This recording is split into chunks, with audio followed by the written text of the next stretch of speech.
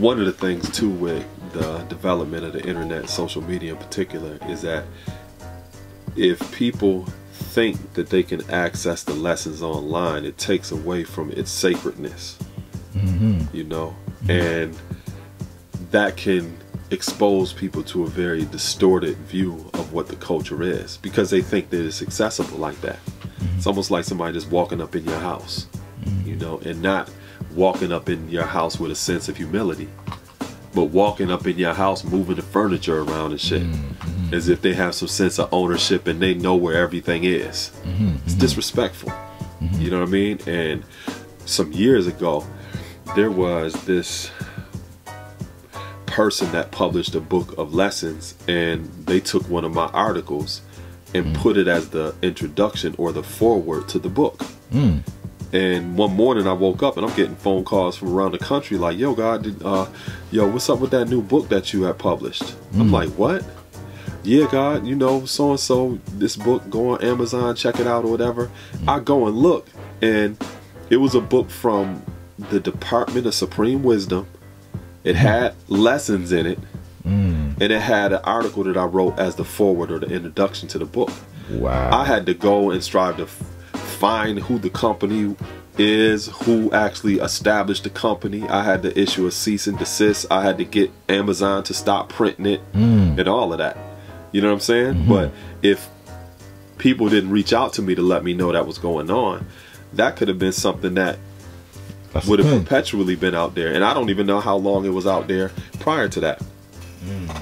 You know what I'm saying? So when things like that happen, it automatically lacks accountability. You know what I'm saying? So each lesson that I learned, I'm accountable for, because somebody's literally given that to me.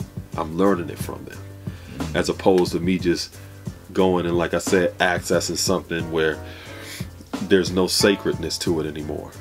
You know, but then also on the flip side, if a person's studious enough, they may get exposed to something, and then that may reroute them or redirect them to someone like yourself, someone like Born King, me, and others, where they can actually be taught in the proper way.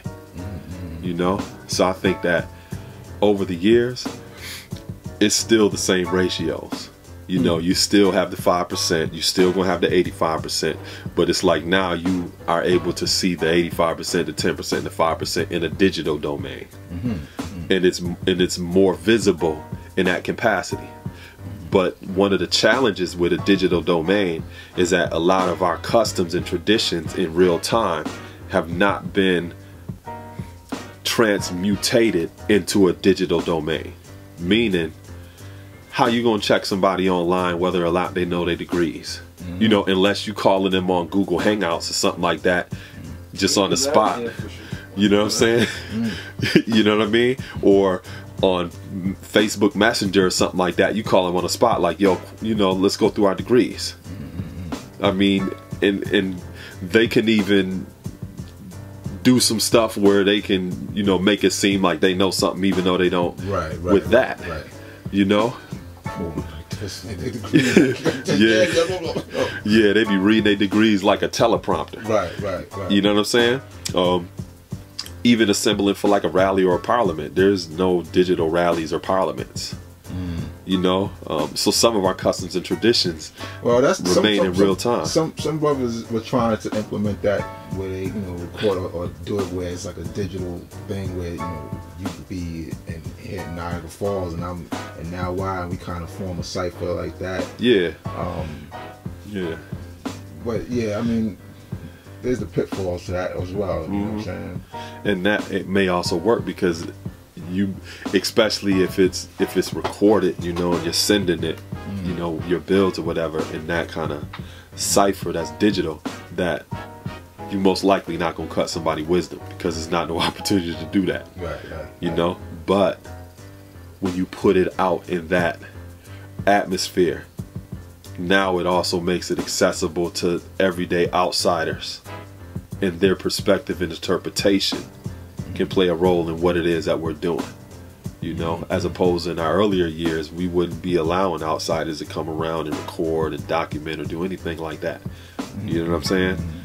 Nowadays, you have to be someone like yourself that has a reputation, that's vetted, and that has a genuine intention of why you are documenting us, because you are us. Right, right. You know what I mean? As opposed to outsiders just being allowed to come amongst us, because some of us feel good because some outsiders acknowledging us. You know what I mean? If Mecca did this,